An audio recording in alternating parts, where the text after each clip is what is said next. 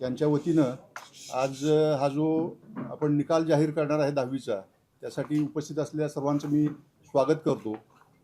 आणि शालेय शिक्षण आणि क्रीडा विभागाचे प्रधान सचिव माननीय रणजितसिंग देओल साहेब आज या कार्यक्रमासाठी आलेले आहेत। त्याचबरोबर शिक्षण आयुक्त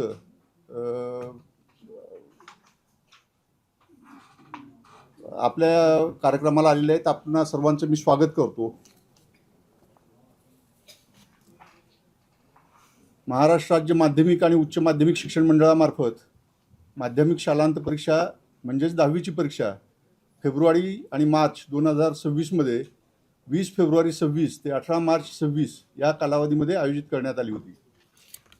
महाराष्ट्राचे मुख्यमंत्री माननीय श्री देवेंद्र फडणवीस साहेब, माननीय उपमुख्यमंत्री श्री एकनाथ शिंदे साहेब, माननीय उपमुख्यमंत्री श्रीमती सुनेत्राताई पवार साहेब मॅडम यांच्या कुशल नेतृत्वाखाली आणि माननीय नामदार श्री दादाजी भुसे मंत्री शालेय शिक्षण विभाग, माननीय नामदार डॉक्टर पंकज भोईर राज्यमंत्री शालेय शिक्षण विभाग, माननीय श्री राजेश अग्रवाल सर मुख्य सचिव महाराष्ट्र शासन, माननीय श्री रणजितसिंग देओल सर प्रधान सचिव शालेय शिक्षण व क्रीडा विभाग, माननीय श्री सचेंद्र प्रताप सिंग आयुक्त शिक्षण महाराष्ट्र राज्य या सर्व मान्यवरांच्या मार्गदर्शनाखाली या परीक्षेचे प्रत्यक्ष संचलन करण्यात आले। तसेच राज्यस्तरीय सर्व दक्षता समितीचे सदस्य, विशेष पोलीस महानिरीक्षक, अतिरिक्त आयुक्त, विभागीय आयुक्त कार्यालय, शिक्षण संचालक प्राथमिक, शिक्षण संचालक माध्यमिक उच्च माध्यमिक, शिक्षण संचालक योजना, त्याचप्रमाणे जिल्हास्तरीय दक्षता कमिटी सदस्य सर्व जिल्हाधिकारी, सर्व पोलीस आयुक्त, त्यांचे प्रतिनिधी, पोलीस अधीक्षक, मुख्य कार्यकारी अधिकारी आणि प्राचार्य जिल्हा शिक्षण आणि प्रशिक्षण संस्था, शिक्षणाधिकारी प्राथमिक माध्यमिक आणि योजना या सर्वांच्या सहकार्यानं ही परीक्षा अतिशय चांगल्या वातावरणात पार पडली। त्याचप्रमाणे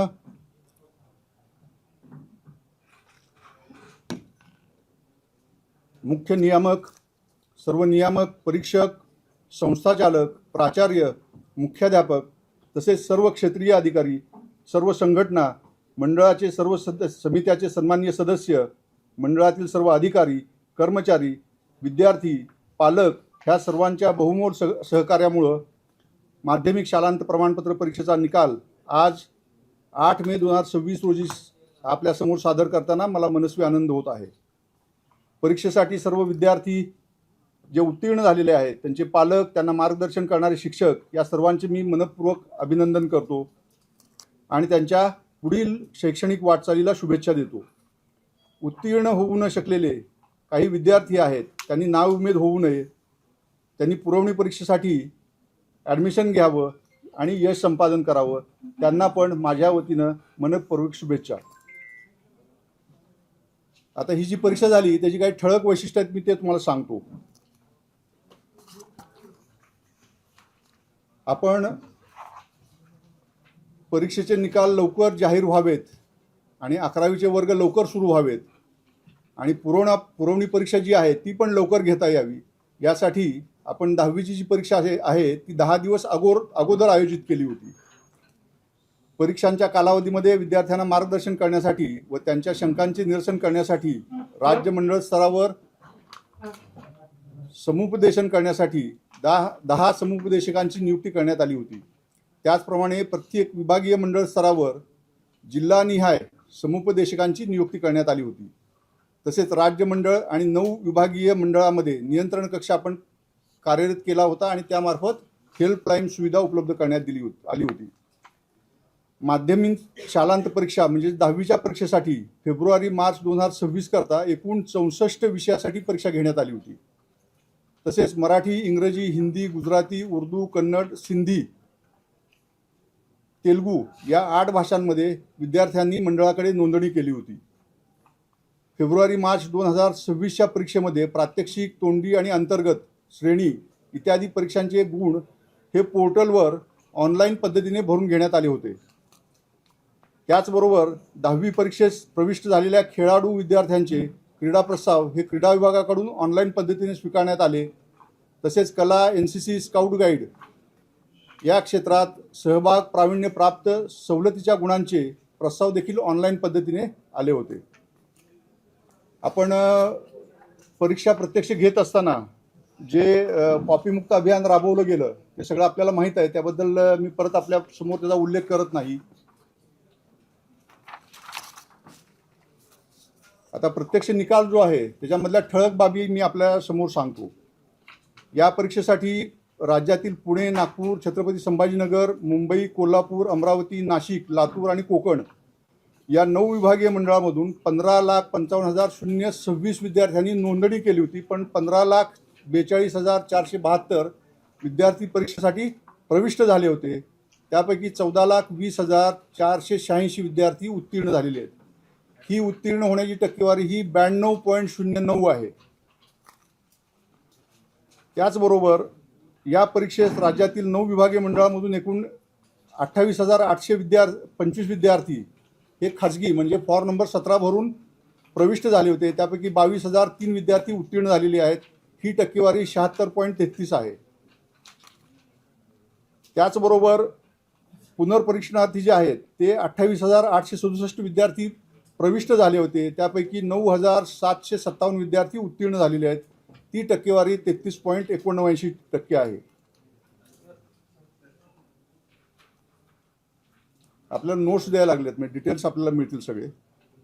म्हणजे या परीक्षेत राज्यातील 9 मंडळामधून नियमित, खाजगी, रिपीटर्स सगळ्यांनी मिळून जी नोंदणी केली होती ती 16,164 होती. त्यापैकी 14,52,246 विद्यार्थी उत्तीर्ण झालेली आहेत. ती टक्केवारी आहे 90.75.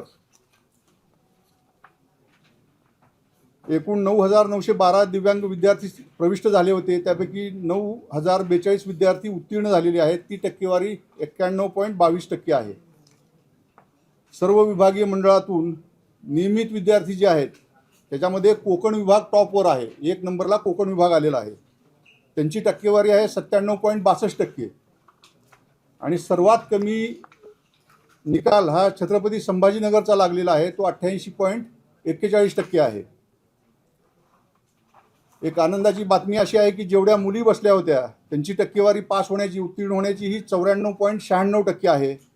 तर मुलांच्या बाबतीत ती 89.56% आहे. म्हणजे यावेळेस मुलींनी बाजी मारलेली आहे. दोघांचा डिफरन्स जो आहे टक्केवारीचा तो 5.40% आहे. मुलं पास होणं आणि मुली पास होणं त्याच्यामध्ये मुलांपेक्षा 5.40% मुली जास्त उत्तीर्ण झालेल्या आहेत. एकूण आपण 64 विषयाची परीक्षा घेतली होती. त्यापैकी 20 विषयाचा निकाल हा 100% लागलेला आहे.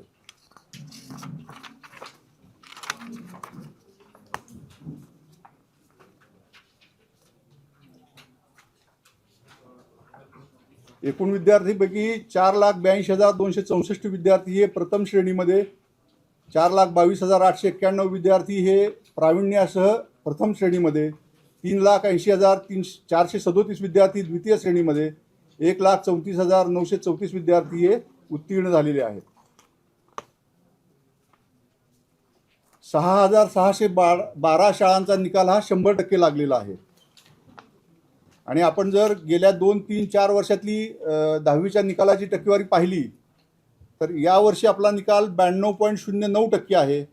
गेल्या वर्षी तो 94.10% होता. त्याच्या अगोदरच्या वर्षी म्हणजे मार्च 2024ला तो 95.81% येतो आहे. यामध्ये आता हे आकडेवारी झालेली आहे. तुम्हाला सगळ्यांना नोट्स दिलेले आहेत मी, ते पहा आपण. यामध्ये विशेष गरजा असलेल्या काही विद्यार्थ्यांना सवलती दिल्या जातात, त्या आपण देत आहोत. पारितोषिकं देत असताना विषयात प्रावीण्य मिळवणाऱ्या विद्यार्थ्यांना देणगीदाराकडून काही देणग्यातून मंडळामार्फत पारितोषिक दिले जातात, ते आपण देत आहोत. कला, क्रीडा, NCC, स्काउट गाईड यामध्ये जे सवलतीचे गुण द्यावे लागतात ते आपण शासन निर्णयानुसार दिलेले आहेत. श्रेणी सुधार आणि गुण सुधार योजनेमध्ये सर्व विषयात उत्तीर्ण झालेल्या विद्यार्थ्यांना 3 संधी आपण देतो, त्या आपण दिलेल्या आहेत. जून जुलै 2026, फेब्रुवारी मार्च 2027 आणि जून जुलै 2027 ह्या श्रेणी सुधार आणि गुण सुधार खाली 3 संधी देण्यात आलेल्या आहेत. बेस्ट ऑफ 5चे निकष यामध्ये वापरले. तुम्हाला नोट्स दिले आहेत त्यामुळे सगळे मुद्दे घेतले आहेत आपण. हे ATKTची सुविधा आपण विद्यार्थ्यांसाठी लागू केलेली आहे. त्यामध्ये 41,065 विद्यार्थी हे ATKTसाठी पात्र ठरलेले आहेत. गुणपडताळणी, उत्तरपत्रिका, छायाप्रती ह्या सगळ्याची प्रक्रिया ठरलेली आहे. ती आपण आपल्या वेबसाईटवर पूर्ण प्रक्रिया टाकलेली आहे. गुणपडताळणीसाठी अर्ज करायची मुदत ही उद्यापासून आहे. शनिवार 9/5/2026 ते 23/5/2026 पर्यंत ऑनलाईन अर्ज करू शकतात. मंडळानं सर्व सेवा ह्या ऑनलाईन केलेल्या आहेत, त्यामुळे विद्यार्थी ऑनलाईन ॲप्लिकेशन करू शकतात. त्याचबरोबर उत्तरपत्रिकांचं पुनर्मूल्यांकन करण्यासाठी ती पण प्रक्रिया आपण ठरवलेली आहे. त्यामध्ये उत्तरपत्रिकेची प्रत पहिल्यांदा घ्यावी लागेल आणि ती मिळाल्यानंतर पुनर्मूल्यांकनासाठी ऑनलाईन ते अप्लाय करू शकतात. तर मी परत एकदा बोर्डाच्या वतीनं माध्यमिक शालांत प्रमाणपत्र परीक्षेमध्ये उत्तीर्ण झालेल्या सर्व विद्यार्थ्यांना मंडळामार्फत शुभेच्छा देतो आणि त्यांचं हार्दिक अभिनंदन करतो. धन्यवाद.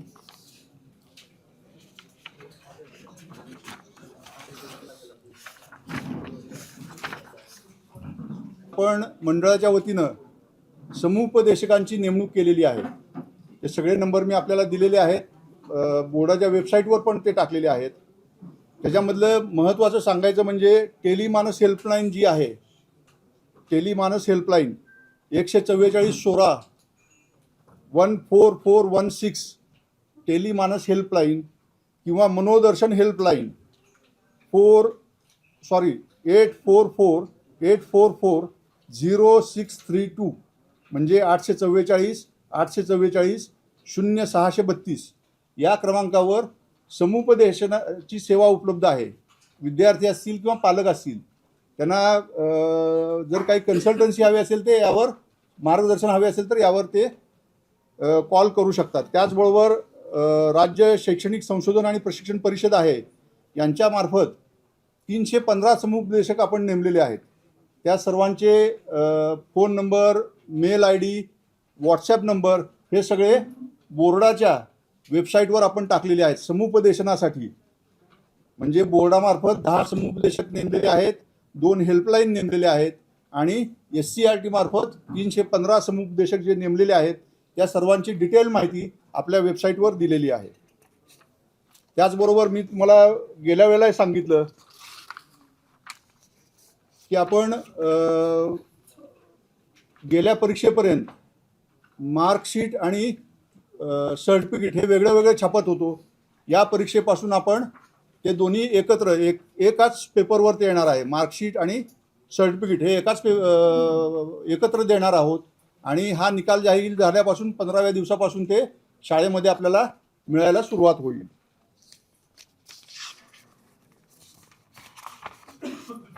आपल्या 7 वेबसाईट आहेत.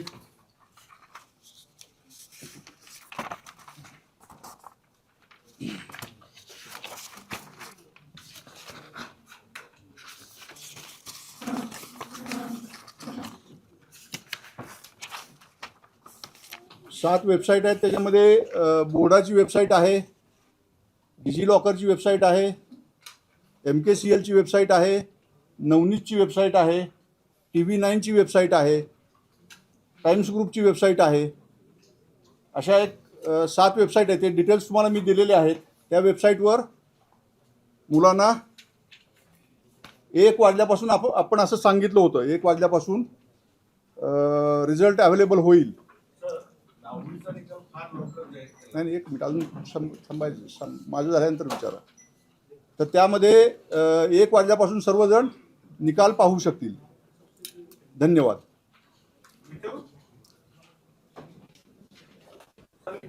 नाही, 1 मिनिट. ते काउंट डाऊन कधी लावताय? हां, निकाल ऑनलाईन जाहीर करणार आहे. म्हणजे मुलं 1 वाजता म्हणालोय, पण ट्रॅफिक जाम होतं. 1 वाजता जवळपास 60-70 लाख पालक आणि विद्यार्थी एकदम त्या वेबसाईटवर येतात.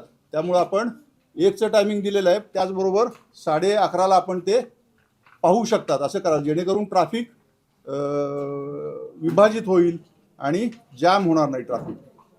यस. तर आता 10वीचा निकाल तुम्ही 50 दिवसात जाहीर केला, फार लवकर जाहीर केला, चांगला आहे गोष्ट.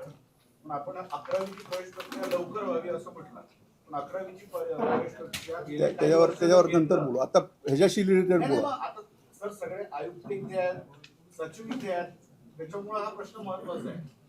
दरवर्षी 10-12 फेऱ्या होतात आणि जवळपास जानेवारी महिन्यापर्यंत एक परीक्षा चालते. या वर्षी जी जानेवारी मार्च पर्यंत चालली, तर या वर्षी ती किती टाइम कंप्लीट होईल?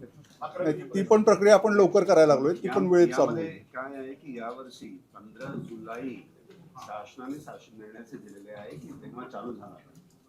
आमचा प्रयत्न आहे की 1 जुलै, मागच्या वर्षी सुद्धा 90-95% प्रवेश पूर्वी झाला, पण तमाम जे इंटिरियर पार्ट आहे काही ठिकाणी असं झाला की साहेब बाळांना अजून आम्हाला वेळ पाहिजे.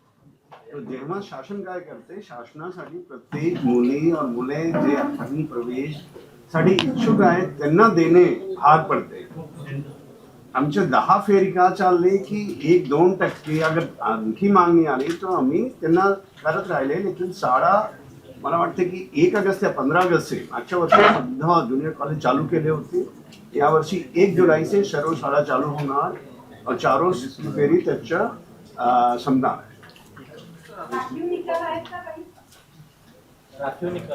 राखीव निकाल आहेत ते आपले आज लागतील. जवळपास 300-350 आहेत. काही कॉपीची प्रकरणं किंवा काय असतील तर ते मागे ठेवलेले आहेत. ते आज त्याच्यावर संध्याकाळपर्यंत निर्णय होईल. सर, किती विद्यार्थ्यांना यावर्षी 100% गुण मिळालेले आहेत आणि गेल्या वर्षीच्या तुलनेत हा आकडा घसरलेला आहे का वाटतं? तुम्हाला दिलेलं आहे ते, त्याच्यामध्ये दिलेलं आहे डिटेल सगळं. प्रेस नोटमध्ये सगळं दिलेलं आहे तुम्हाला, विद्यार्थी निहाय दिलेला आहे, डिटेल दिलेला आहे तुम्हाला. दुसरा संच पहा. ठीक,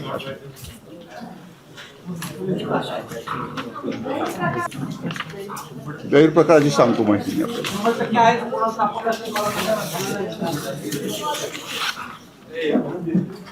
100% जे इकडे लक्ष द्या, आपापसात बोलू नका. 100% जे निकाल लागलेले आहेत, विद्यार्थी संख्या दिलेली आहे त्यामध्ये मी सांगतो तुम्हाला. पुण्यामध्ये 12 आहेत, पुणे विभागामध्ये. नागपूरमध्ये 3 आहेत, छत्रपती संभाजीनगर 24 आहेत, मुंबईमध्ये 5 आहेत, कोल्हापूरमध्ये 15 आहेत, अमरावतीमध्ये 3 आहेत, नाशिकमध्ये 6 आहेत, लातूर 104, कोकण 7, असे एकूण 179 आहेत.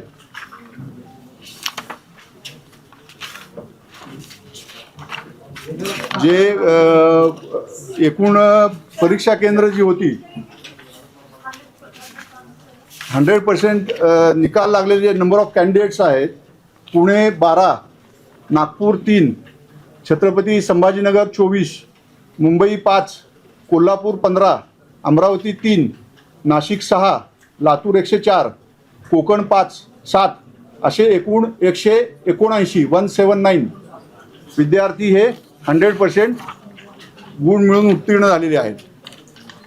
आपल्या ह्या वेळेसच्या ज्या परीक्षा केंद्रांची संख्या होती ती 5111 होती.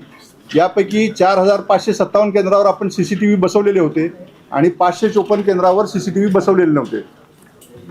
जिथं CCTV बसवले नव्हते तिथलं आपण स्टाफची अदलाबदल केली होती.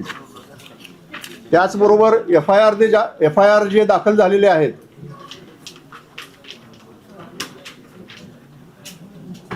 FIR जे दाखल झालेले आहेत त्याच्यामध्ये पुण्यामध्ये 3 झालेले आहेत, पुणे विभागामध्ये, आणि लातूरमध्ये 1, असे 4 FIR दाखल झालेले आहेत.